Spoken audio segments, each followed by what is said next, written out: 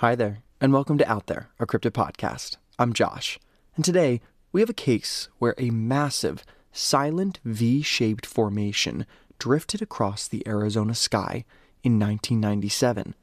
It was seen by thousands, captured on video, and still unexplained nearly 3 decades later. We are talking about the Phoenix Lights. Let's dive in.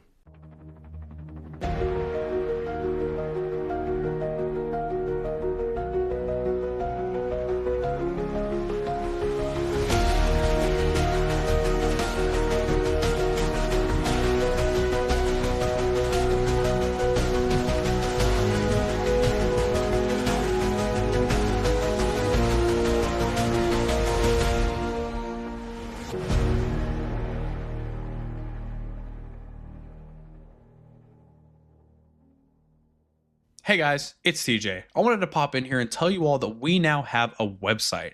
OutThereCryptids.com is now a central hub for everything out there. No longer do you have to go to our Instagram bio for the Discord or Patreon links. Simply go to OutThereCryptids.com and you'll find easy access to our Discord, Patreon, TikTok, Instagram, X, and even more. You can listen to your favorite episodes, give us direct feedback, or even order my ebook, Dear Editor. OutThereCryptids.com gives you quick and easy access to our Patreon, where we've started a new show, Out There After Dark, where you join me by the campfire and listen to scary stories from Reddit.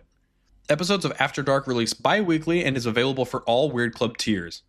Starting in November, we're also joining YouTube. Episodes will be posted daily, starting with Josh's very first episode all the way until it's caught up with the main show.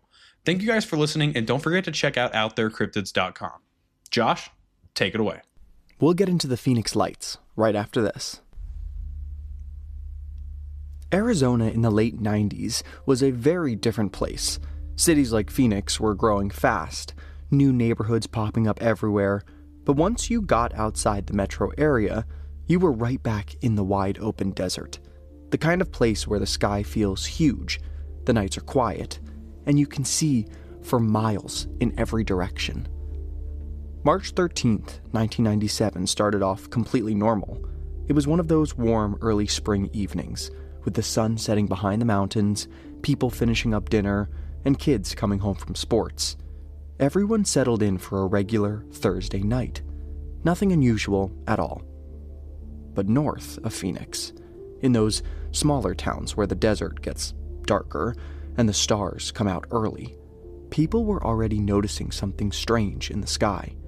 Something that didn't make sense. Something they knew wasn't a plane or a helicopter. Because out there, you learn to recognize every type of aircraft by sight. No one realized it yet, but the state was minutes away from one of the biggest mass sighting events in modern history. A massive, silent formation of lights seen by thousands, all moving slowly across Arizona, as if gliding. This is the night the Phoenix Lights appeared, and everything that followed. The very first report that kicked off the entire Phoenix Lights story came a little after 8:15 p.m. in the tiny town of Paulden, Arizona. A former police officer was driving home when something in the sky caught his eye. 5 reddish-orange lights, perfectly lined up, moving slowly across the horizon.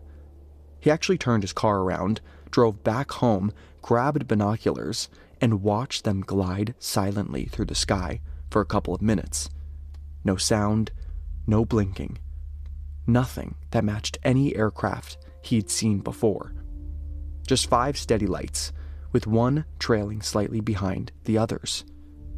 And what makes this moment so important is that it wasn't happening in isolation.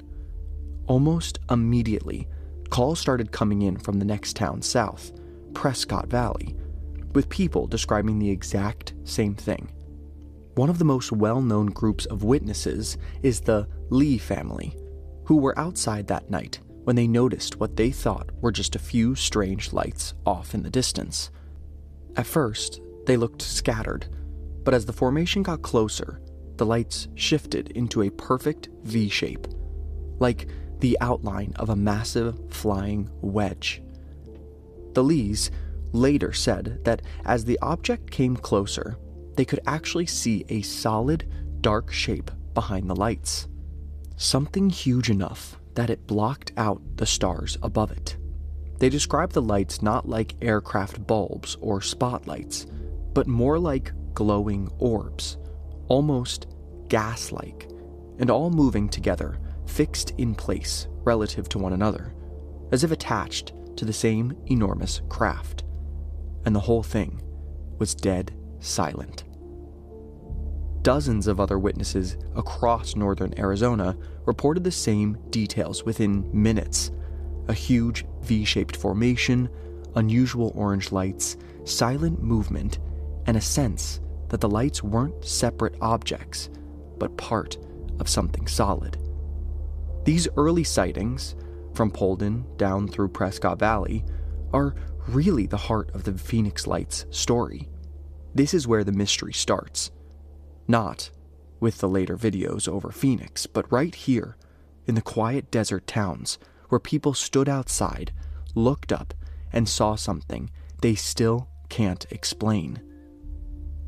As the lights continued drifting south, more and more witnesses started calling in. People in Dewey, Chino Valley, and all the way down to Black Canyon City described the same thing, a massive V-shaped formation moving low and completely silent over the desert. These towns aren't far apart, and the reports came in almost like a wave, one after another, following the same path. Some witnesses said the lights seemed to be attached to a single solid object, something that felt enormous, almost like a floating structure or the outline of a craft that was just dark enough to blend into the sky. By the time the formation approached the far northern edge of the Phoenix metro area, the number of people seeing it wasn't just a handful, it was hundreds. Drivers pulled over on the highway, families stepped out onto porches, neighbors called each other outside. Everyone described the same thing. Some even said it felt low enough that if you were standing directly underneath it, you could almost reach up and touch it. And once again, witnesses reported the same detail that keeps coming up over and over. The lights stayed in perfect formation, never drifting apart or changing distance from one another, as if they were part of a single structure passing overhead. What stands out from this stretch of sightings is how calm the whole moment felt. Not frantic, not chaotic, just quiet, almost eerie. People didn't know what they were looking at, but they knew it wasn't normal. You don't get a mile-wide silent object floating over multiple towns without someone making noise, without dogs barking, without engines roaring. But this was just moving, smooth and soundless through the night sky, heading straight toward one of the largest cities in the country. And Phoenix was about to see it next. When the formation finally reached Phoenix, the number of witnesses exploded. This wasn't out in the quiet desert anymore. This was a city of over 1 million people, and across neighborhoods from Anthem all the way down towards central Phoenix. People stepped outside and saw the exact same thing moving overhead. Most described looking up and seeing 5 lights in that now familiar V-shaped gliding slowly across the sky. But what made the Phoenix sightings different was how close the object appeared. Witnesses said the lights weren't up high like planes or helicopters. Instead, the formation seemed incredibly low. Some said low enough that it felt like a massive shadow passing over their houses. Many witnesses, and this includes pilots, police officers, and longtime Arizona residents who know the night sky extremely well, said it wasn't just the lights they were seeing. They described a solid, dark mass behind them, a structure so large that multiple people compared it to the size of a football field or larger. One man said it felt like, quote, a carpenter's square the size of a city block just floating over us, end quote. Another witness described it as, quote, a giant black triangle that you could only see because it blocked out the stars, end quote. And once again, everything was silent. No engine noise, no rudder wash, nothing you could expect from something that size moving through the air. People talked about the strange, almost unsettling calm of the moment, like the whole city had paused just to watch this thing drift overhead. One of the more well-known witnesses was then Governor Fife Symington, who later admitted he saw the lights that night. He described it as, quote, a massive craft of unknown origin. It was enormous, end quote. He didn't say anything publicly at the time, and actually later made jokes about it, but years after leaving office, he finally said he believed what he saw was a genuine, unidentified object. More on the Phoenix Lights right after this. As the formation continued moving south across Phoenix, hundreds of calls poured into radio stations, police, UFO hotlines, and local newsrooms. Some people were frightened, some were fascinated, and a lot of people were just confused.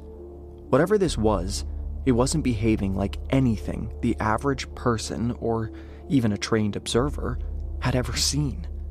The object moved slowly, steadily, and without any sign of turning or breaking formation. By the time it reached the far south side of the city, entire neighborhoods had watched it pass silently overhead before it continued on toward the direction of Tucson and eventually disappeared beyond the horizon. For many witnesses, that moment, seeing something so large, so structured, and so quiet passing over one of the biggest cities in America, is what cemented the Phoenix Lights as something truly extraordinary. Around 10 p.m., a second set of lights appeared over the Phoenix area. This time, it wasn't a moving formation, at least not in the way the first craft had moved across the northern desert. Instead, rows of glowing lights appeared, hovering over the Estrella Mountains, just west of the city. These lights were widely photographed and videotaped, which is the footage most people associate with the Phoenix Lights today. Witnesses described them as bright amber-colored and seemingly suspended in place. Some flickered, some glowed steadily, but none of them moved in formation or created the same sense of a massive solid object gliding through the sky, like the first sighting. To the people who saw it, the lights were clearly separate from the earlier V-shaped craft. And yet, the timing made it hard to ignore the connection. One Phoenix resident recalled, quote, they were just hanging there, in a row, like someone had strung them across the mountains. I kept waiting for them to move, but they didn't, end quote. Because the lights were captured on video, news outlets across the state broadcast the footage almost immediately. Thousands more residents came outside to watch the glowing orbs slowly fade in and out over the mountains. Some described them as flares, others insisting they were something far stranger. It was at this point that the local authorities started offering explanations. The Air Force later claimed these lights were military flares dropped during training exercises on the Barry Goldwater Range. Flares do account for some of the characteristics: the stationary appearance over the mountains, the slow fading, and the glow. But this explanation doesn't fit the first sightings from Paulden and Prescott Valley, where witnesses saw a massive, moving, V-shaped object with a solid form.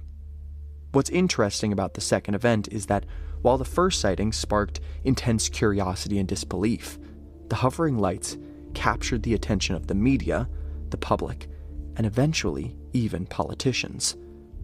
Thousands of people were outside watching the sky that night, some in awe, some confused, and many wondering, was this just military exercises, or something else entirely.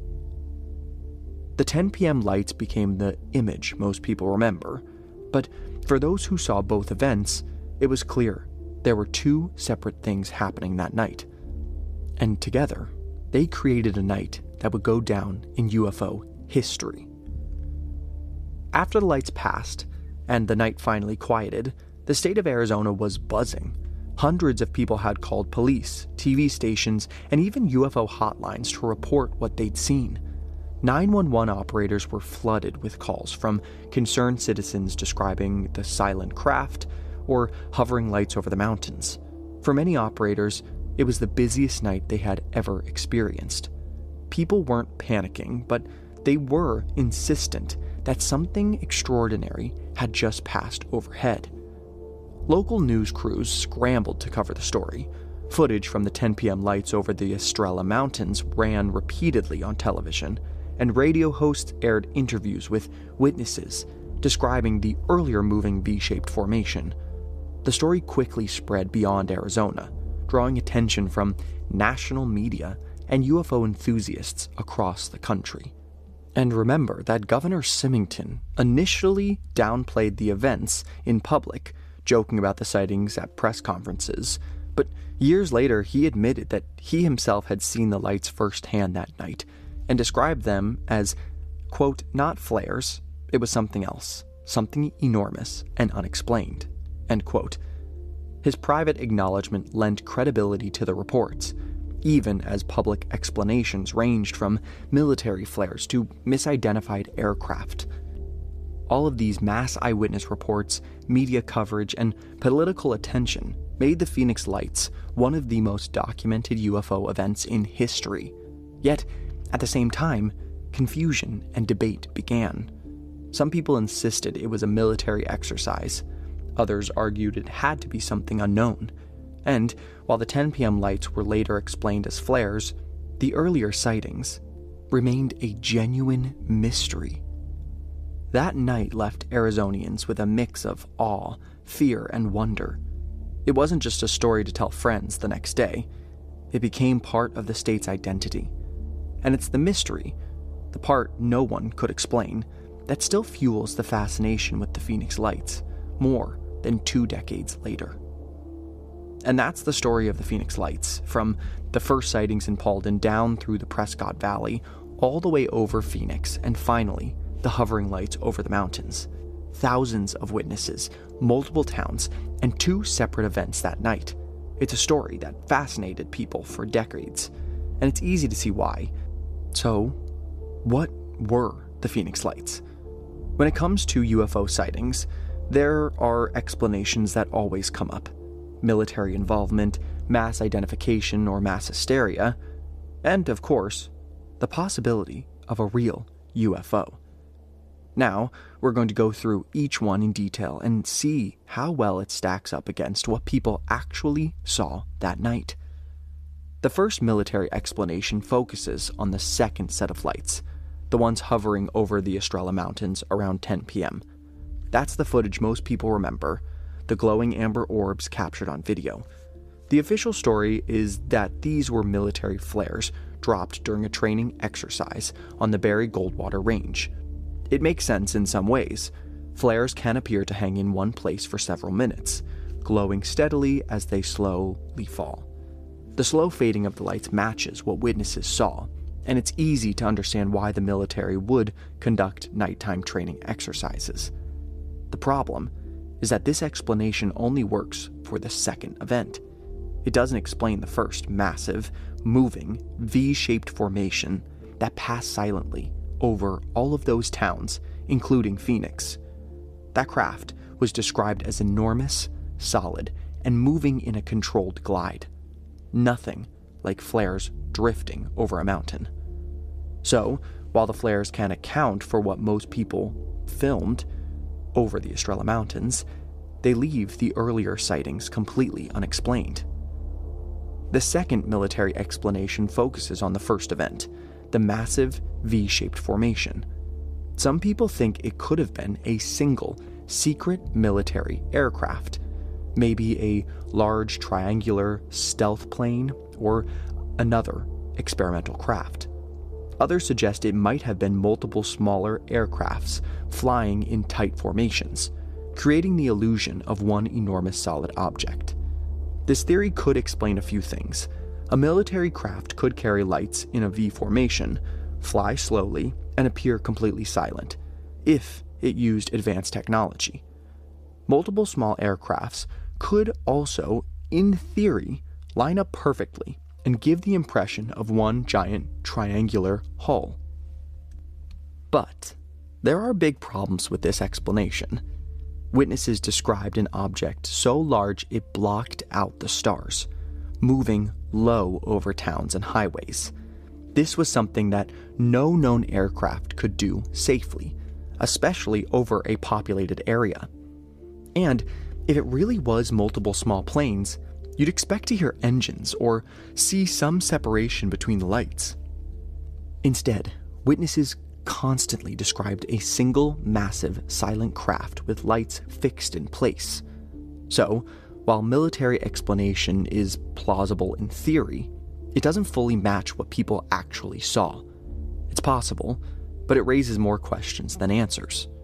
And with this idea that it wasn't a single aircraft at all, some skeptics point to things like local pilots, National Guard aircraft, or even private planes flying under VFR rules. In theory, a perfectly coordinated group of planes could create a V-shaped pattern of lights in the sky, but here's where the explanation starts to fall apart. Witnesses across multiple towns described total silence as the formation passed overhead.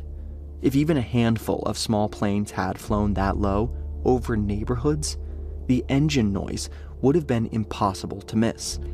People didn't just say it was quiet, they said it was eerily quiet, like the craft was just gliding. The lights also never wavered or drifted. They stayed perfectly aligned, as if attached to a single structure. Many witnesses even said they could see the outline of a massive black triangle, blocking out the stars above it. You don't get that effect from separate planes. You get that from something with a solid underside. And if it really were a group of private or military pilots out flying together, someone would have stepped forward by now. This wasn't a quick flyover. It crossed hundreds of miles over multiple towns in front of thousands of people. It's hard to believe that not one pilot would have admitted to being a part of it. So, while formation flying could explain a neat row of lights in the sky, it doesn't fit the descriptions of a single enormous silent craft that people reported that night.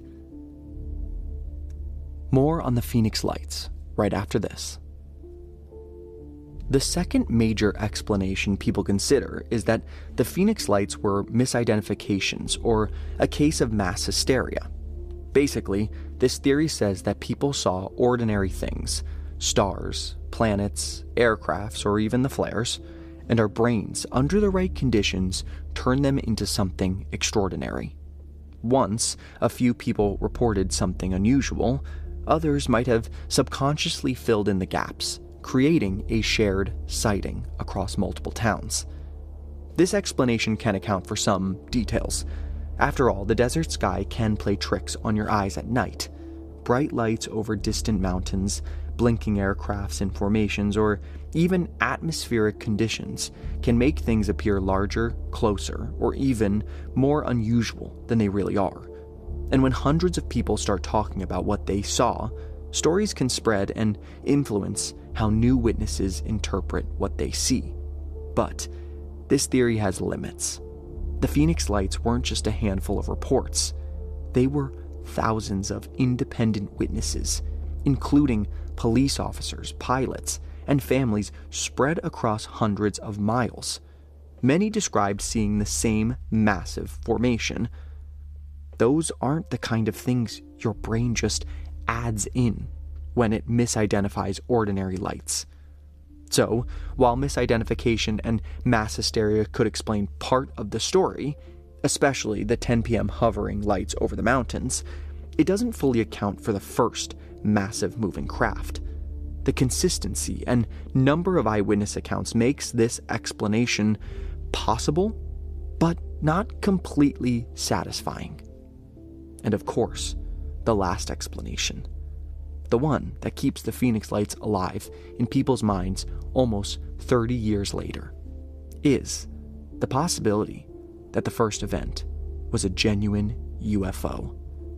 Not necessarily aliens, not necessarily extraterrestrial, but something that wasn't identified, wasn't explained, and didn't behave like any known aircraft. And when you look at the witness reports from that night, it's not hard to understand why people felt that way. What makes the UFO explanation compelling isn't just one dramatic sighting, it's the consistency.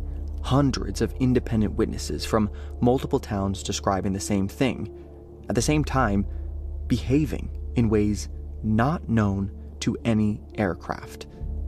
There were no sonic booms, no rudder sounds, nor jet noises. No running lights, no strobe lights, nothing that matched how helicopters or planes operate. And the sheer size described across multiple reports doesn't match any documented military craft. If it were some classified experimental project, the military would have been flying the largest aircraft ever created directly over residential neighborhoods. An incredibly risky and unlikely decision. And, unlike the second event, the first event has no official explanation at all. No flares, no confirmed aircraft, no radar data released. Nothing. So when people say the Phoenix Lights might have been a real UFO, they're not just jumping to conclusions. They're looking at a massive craft that moved slowly across the entire state, that was seen by thousands of people, and never conclusively explained by the military. Something was in the sky that night, something large, something real, and to this day, no one has been able to say exactly what it was. Beyond the sightings themselves, the Phoenix Lights have left a lasting mark on both Arizona and pop culture. For residents, it became a shared experience, something people still talk about decades later, describing awe, disbelief, and fascination with what they saw. Families, pilots, and everyday citizens alike remember the night vividly, and the event quickly became part of local lore. The Phoenix Lights also rippled into broader media and culture. Books, documentaries, and podcasts have explored the phenomenon in depth, keeping the story alive for new generations. It's been referenced in TV shows and films about UFOs and unexplained events, inspiring scenes of glowing lights in the sky or mysterious crafts passing silently over cities. Even video games and graphic novels have drawn inspiration from the massive V-shaped craft and hovering lights, using the imagery as shorthand for mystery, alien encounters, and otherworldly technology. Over time, the Phoenix Lights have become more than a local event. They are now a touchstone for UFO culture and a source of inspiration in entertainment. They are right up there with Roswell and the Battle of Los Angeles.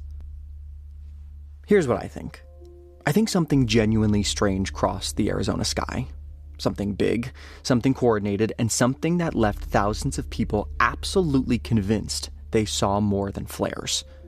Whether it was a UFO in the literal sense, like an alien spacecraft, or some kind of advanced military technology being tested without public knowledge, I think there was an actual event.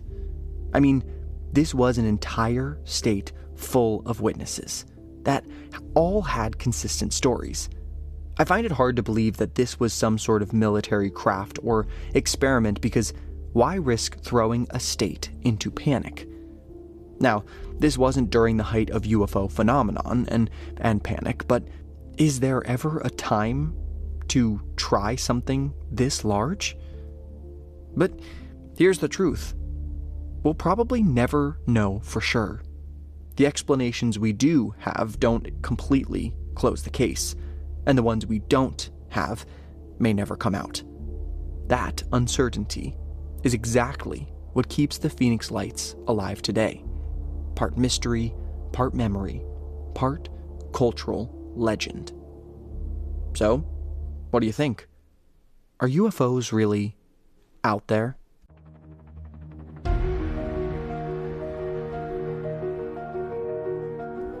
Be sure to follow us on Instagram at OutThereCryptids for episode posts, updates, and more. Join our community on Discord, where we dive even deeper into the mysteries we explore here on the podcast. The link can be found on our Instagram. And if you're loving the show, consider supporting us on Patreon. As a patron, you'll get exclusive perks like bonus episodes, early access, and even surprises. See you next week.